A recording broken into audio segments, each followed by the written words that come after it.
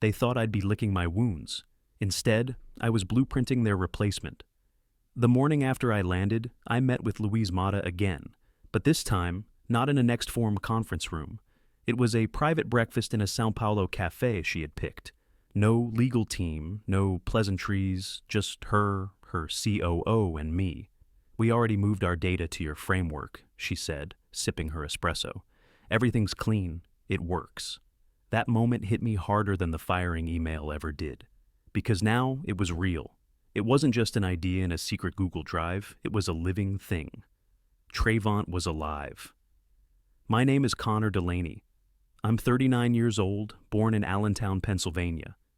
For a decade, I built a kingdom for men like Grayson Hart to put their names on. Now, I was building one with my own. That week, I barely slept. There were follow-up calls from London, a redraft from Tokyo, back-end migrations in progress. I had to rent a temporary suite just to stay above the noise, physically and mentally. Next Form tried damage control.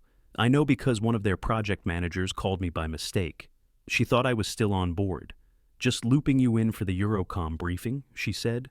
I didn't correct her. I listened. They were flailing, trying to patch the holes I'd already built tunnels through.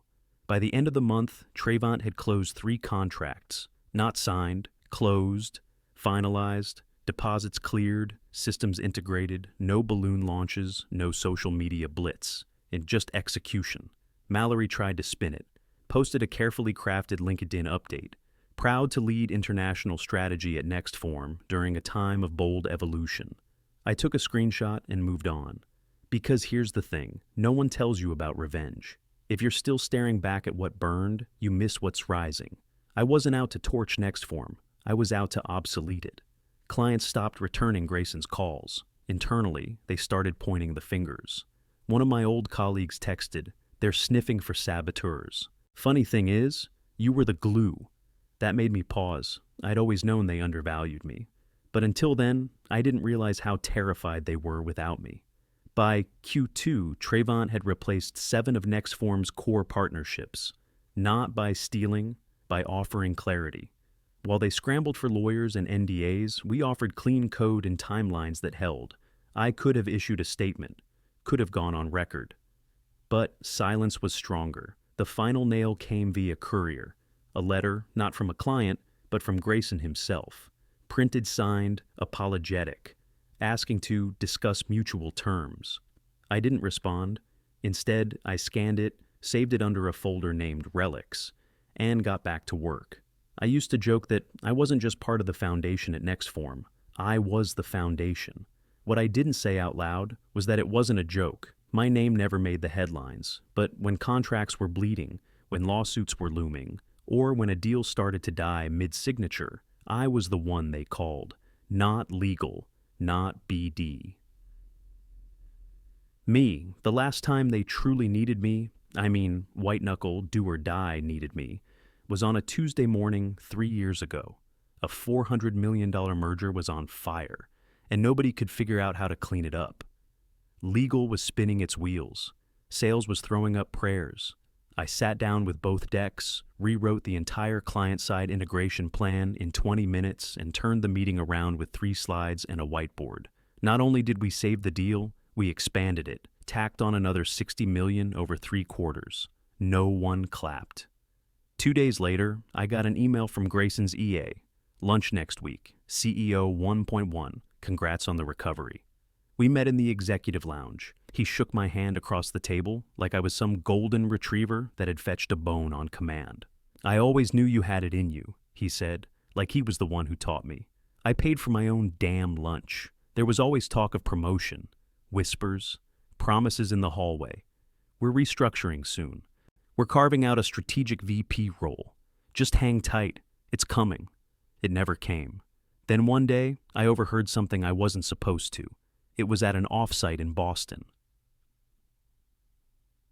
Lunch break. I'd stepped outside to take a call, and when I came back in, I passed by an open door where 3 board members were sitting with Grayson. They didn't see me. I wasn't supposed to be there yet. Someone said, "He's great, but he's too much. He talks first, owns the room. The others won't speak if he's there." Grayson chuckled. "Exactly. That's why we keep him just under the glass. Use him, don't elevate him. They didn't want to promote me. They wanted to preserve the illusion of control, keep the senior staff from being threatened, keep their precious hierarchy unshaken. I walked away before they could see me standing there. That was when it clicked. I wasn't being overlooked. I was being managed. Everything I'd taken as bad luck, the stalled titles, the raises that never matched the wins, the not the right time conversations, it wasn't oversight. It was design. I wasn't paranoid. I was just finally hearing what they'd been too polite to say out loud. Useful, not powerful. Loud, not leadership material. The guy who fixes the plane mid-flight, but never gets to sit in the cockpit. They were scared I'd outshine the people who were born into those chairs. Scared I'd take the room. And you know what? They were right to be scared, because the thing they never figured out, the thing that kept me underestimated for 9 years, was that I wasn't playing their game. I was building my own. They boxed me in. So I started drawing a door. Mallory Hart walked into the office like she was doing the building a favor. She had the kind of confidence that didn't come from achievement. It came from immunity, like someone had stamped "Do Not Touch" across her resume before she ever showed up. Her title was Strategic Innovation Liaison, which meant absolutely nothing. No scope, no KPIs, just vague access to everything. Grayson introduced her at a leadership sync with a proud little smirk. "Fresh perspective," he said. "Younger eyes, we could all use a shake-up." No one questioned it. You don't question the CEO's daughter. Her second week, she showed up to a client sync 15 minutes late and made a joke about still being on New York brain time, even though we were all in New York. Her third week, she asked me what a staging environment was. I didn't laugh. I explained it. Slowly, then came the breach. It started with a quiet Friday email from legal. Subject line, urgent, client data. Incident. Mallory had accidentally shared a dev environment link with an unsecured vendor. That link led to a dashboard filled with sensitive prototype models. Telnova noticed it because someone in their compliance team got a Google alert ping on one of their code names. If it had gone public, it could have nuked the relationship and tanked our entire Latin America pipeline. Grayson called me at 7 to 12 p.m. that night. "I need this cleaned up by morning," he said. No apology, no explanation. Just an order. I stayed in the office until 2:40 a.m., rewrote the access protocols, created a dead link trail to make it look like a permissions issue, called in a favor from our AWS contact to trigger an audit delay. By sunrise, the logs were patched, the risk was contained, and Telnova had accepted our explanation.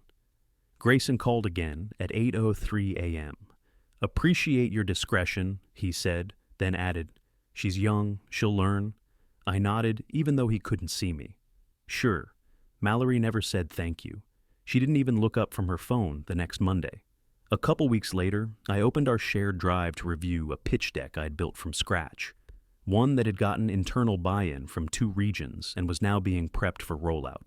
I clicked on the file, and there it was. The exact same deck, same visuals, same framework, same notes in the speaker script. Except one thing had changed. The author line at the top had been swapped. Her name, Mallory Hart. I stared at the screen for a full minute, hand resting on my mouse, feeling every cell in my jaw tighten. I didn't say a word. Not because I was afraid. I'd dealt with worse. I could have called her out in front of the entire senior team. I could have forwarded the original version with timestamps and a snide little FYI, but I didn't. Because I knew how the story would go, I'd get labeled the aggressive one. The threat, the guy who made things tense. She'd cry in someone's office, say she didn't know, that it was a misunderstanding, and I'd lose twice. So I let it sit. And right there, in that moment of silence, I made a quiet decision. One that would change everything. I would never cover for her again. Not because of pride, because of strategy. Covering for her once was loyalty. Covering again would have been stupidity. Later, I found out through someone in HR that Grayson was floating her name for a regional strategy lead role, the same role I had informally been doing for 2 years.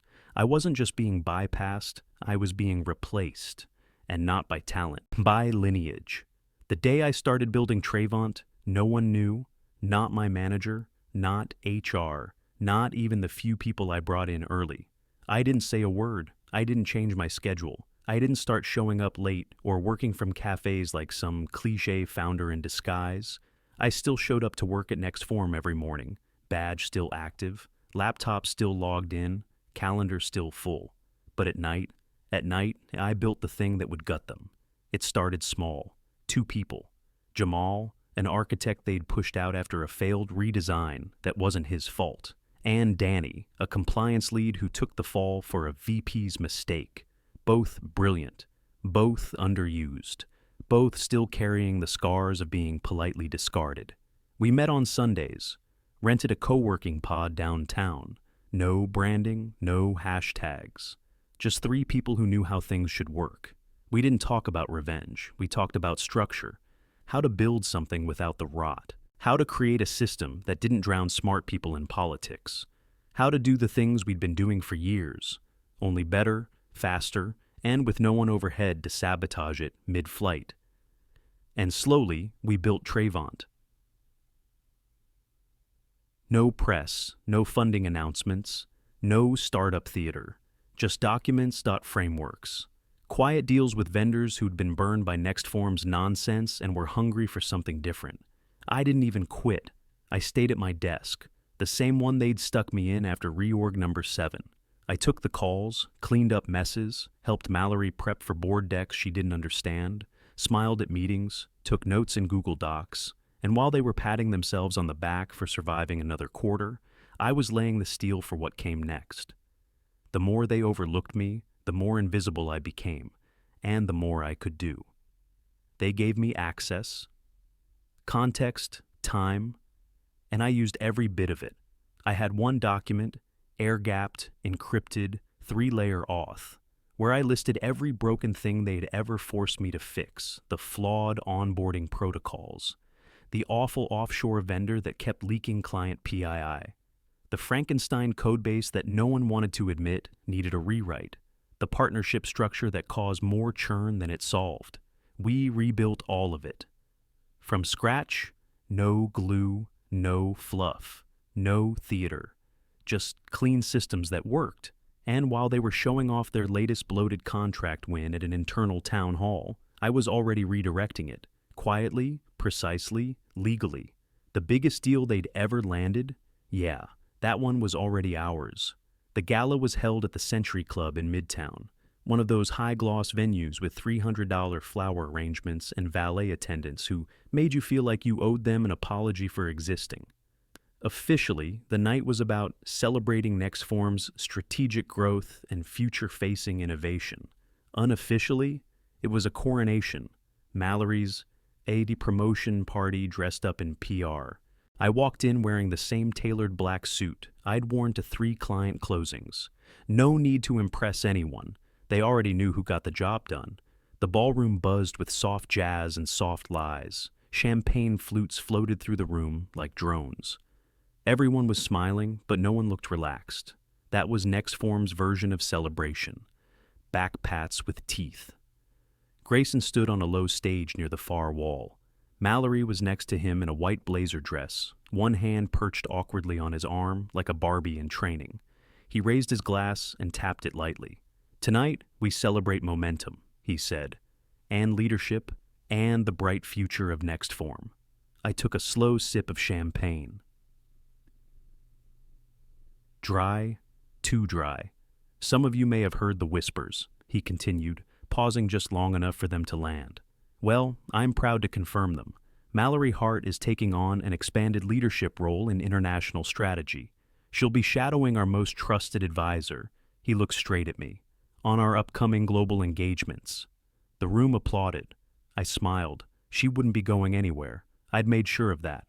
A week earlier, I rerouted every booking, changed my internal calendar permissions, flagged her account in our travel vendor system as pending background clearance, which was total fiction, of course, but effective. No one checked, they never did.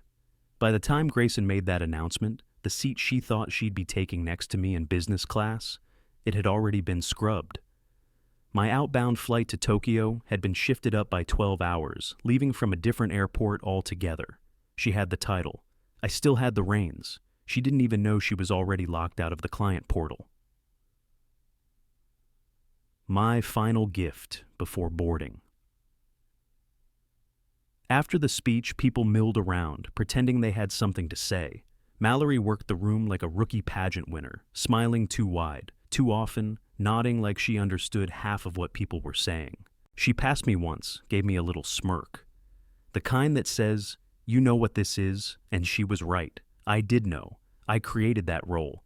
Not on paper, but in substance. I built the pipeline she was now inheriting. The systems, the reports, the partnerships. She didn't know the back end from a breadcrumb, but she had the title. And in that room, that was all that mattered, except it wasn't. Because I'd already written the next chapter, and she wasn't in it. The truth was, they expected me to be the bridge to her transition, to hand off my credibility like a box of files, to play the part, train the rookie, act like I was proud. But I wasn't interested in being noble or generous. I was done being useful. They thought I'd walk her through the deal? No, I gave her a seat on a plane she'd never board. 10 months of midnight calls, red eyes, half-lost weekends, and burner coffee came down to 10 days. Tokyo, London, Sao Paulo. 3 cities, 3 major players. One shot to change everything. It wasn't a company trip. It was a surgical mission, mine. Next Form thought I was out there running point on a global expansion strategy. What I was really doing was closing the exits behind them, quietly, thoroughly, permanently. In Tokyo, I met with the legal head at Eurocom. They'd been dancing around a compliance gap for years, patching it with fluff language no one read. Legal had sent over the same recycled garbage I'd seen 10 times. Useless. So, I rewrote the draft myself, from scratch. 15 pages, bulletproof, no ambiguity, no loopholes. Their lead counsel called it the cleanest draft we've ever received. I nodded. Didn't mention that I'd already adapted it into Trayvant's contract model. In London, I took a red-eye into a rainstorm, shook hands with their director of infrastructure, and delivered a deployment map we weren't supposed to have until Q3. A roadmap Mallory didn't even know existed. Their entire engineering team sat across from me, stunned. One guy actually said, "Wait, you built this?" I didn't correct him, and then came Sao Paulo. The last piece. I met Louise Mata in a glass-walled conference room overlooking the skyline. No assistant, no entourage, just her, me, and the deal on the table. She studied the updated back-end specs I'd handed her, flipping through each page slowly. These weren't next forms, they were cleaner, simpler, more human, less crap. "This isn't what your team sent us 2 months ago," she said. I held her gaze. "It's not, it's what works." She closed the binder and looked at me for a long second. Then she said the line I'd been waiting for. "We trust you, not them." It wasn't anger in her voice. It was clarity, cold and calm. At every stop, every handshake, every so-called check-in, I was doing more than delivering on behalf of Next Form. I was offering a door. No sales pitch, no rebellion, just an alternate path, a better one. They didn't ask about my company name. They didn't need to. They saw the difference and they followed it. Because here's what no one inside Next Form ever understood. Deals aren't closed in boardrooms. They're closed when someone believes you'll pick up the phone at 3 a.m. if the system goes down, that you'll rewrite a failing contract yourself if you have to, that you won't pass the buck. You'll own it. That's what I gave them, not fluff, not promises. Me. I wasn't negotiating on Next Form's behalf. I was interviewing clients for my next company. And when the contracts finally came in, when the numbers were locked, when the ink dried, the biggest deal in Next Form's history, it never really belonged to them. It belonged to me the second I stopped asking permission to lead. At 2:30 a.m., cruising at 35,000 feet somewhere over the Atlantic, I got the email. Subject: termination of employment. From Grace and Hart. Message: effective immediately. Company property and systems access are revoked. No thank you. No explanation. Just cold clinical execution.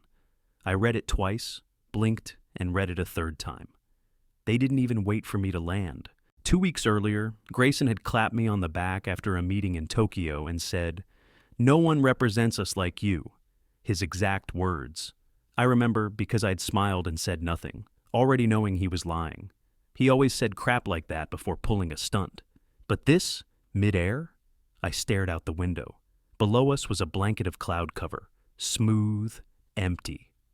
I felt my pulse tighten in my throat.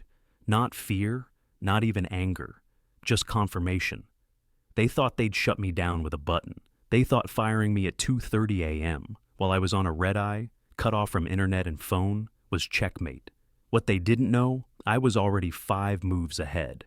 I reached down, unzipped my carry-on, and pulled out the second laptop. The black one. The one not on any of their asset lists. The one with a hardline key, a separate VPN, and 0 Nextform fingerprints. The one I used to build Trayvant. I opened the lid, waited, a quiet hum, then connection secure. All the data, all of it, was mine. Backed up, time-stamped, legally cleared, audited by a compliance lawyer I'd hired months ago, just in case. The client decks, mine. The communication logs, mine. The custom infrastructure frameworks I designed personally and anonymized in build logs, mine. They thought they'd erased me. All they'd really done was set me loose. I logged into the Trayvant backend. The portal I'd built had been quietly tested with 3 clients. As of last week, I had soft confirmation from all of them. When I gave the signal, they'd follow. So, I did. I drafted one message, simple, clean. The subject line was, Phase 1, live. 3 recipients. Luiz Mata from Brazil, Henrik Elstad in London, Mariko Tanaka in Tokyo. Message body. As discussed, systems are live, migration begins today. Then I wrote 3 words in my notes. Let's begin. It didn't feel like revenge, it felt like gravity, pulling what was already mine back where it belonged. By the time the plane touched down, the shock had worn off. I didn't feel fired, I felt free. Grayson must have thought the silence meant I was gone. He fired me mid-air. No call, no confrontation, just a digital bullet sent from a desk too cowardly to face me. He figured I'd land, panic, and vanish. Instead, I landed, logged in, and watched the first domino fall. By 10:12 a.m., São Paulo time, the Telnova team had accessed Trayvant's private portal. No fireworks, no drama. Just a quiet login success from Luiz Mata's account. At 11:03, I got an alert from our London node. Eurocom's secure backend had pinged our endpoint twice. They were testing integrations. By noon, both were live. That was when the panic started. Grayson called the Telnova line 5 times. Louise didn't answer. She didn't need to. She'd already answered with her login. Someone from Nextform's comms team reached out to Eurocom for a joint announcement. Eurocom responded with one sentence. "We're not aligned with your timeline." And just like that, the tether was cut. Mallory tried the softer route. Relationship building. She fired off an email to a shared distro list, thanking the clients for their partnership, and looking forward to continued collaboration. Nobody replied. Then I got a call from someone still at Nextform, a quiet guy in product who owed me more favors than he could count. He didn't even say hello. "They're freaking out," he whispered. "Legal's digging through everything. Compliance is running audits. Grayson's demanding answers no one has." I almost felt bad. Almost. What they didn't understand was that there wouldn't be a scandal. No headline, no smoking gun, just quiet, suffocating absence. The trust had shifted, the power had shifted. But the silence, that was the part that crushed them. Because without a war to fight, they had no way to explain the loss. No memo, no spin. Then, late in the day, I got the message that sealed it. A short email from Telnova's general counsel. Effective immediately. Nextform Technologies is no longer authorized to speak or act on our behalf. All matters should be directed to Trayvant Systems under the leadership of Connor Delaney. No noise, Just a clean clinical transfer of power, the kind of shift you don't see coming until the lights are already out. Munich was cold that week, not weather cold, but corporate cold. Hotel lobbies filled with logos and forced smiles. Business cards passed like poker chips.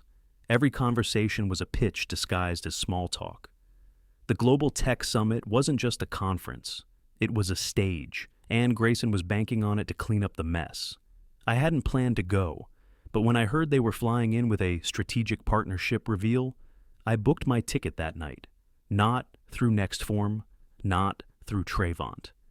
Just a quiet personal invite from someone on Merrick's team, a global infrastructure firm with a 7-figure appetite and zero tolerance for fluff. Grayson arrived loud, full PR kit, Mallory beside him, trailing 2 junior staffers in matching navy blazers. They set up near the back of Hall C, their deck on a massive screen with Nextform Recalibrating Global Trust stamped across the top. I slipped in through the side door 5 minutes before showtime. No badge, no entourage, just results. They didn't see me at first. I waited. Merrick's director of development, a sharp guy named Oscar Finch, walked on stage and gave a brief intro. "Today we'll be reviewing proposals from 2 separate vendors," he said, scanning the crowd, "including a late-stage submission from a firm many of you haven't heard of yet, but probably will." He looked right at me and gave the smallest nod. Grayson froze. Mallory's hand twitched toward her phone. I stepped forward and took the mic. "I won't take much of your time," I said. "We rebuilt the back-end model from scratch. No legacy dependencies, no fluff, just cleaner code, modular integrations, and real delivery dates. What's on our deck is already live. Not a roadmap, not a dream, live." Then I clicked to the next slide. Just specs, no branding. The silence in the room was the kind that only comes when people are processing truth. Oscar turned to both of us. "Let's cut to it. We like the work. But there's one issue." He looked at Grayson.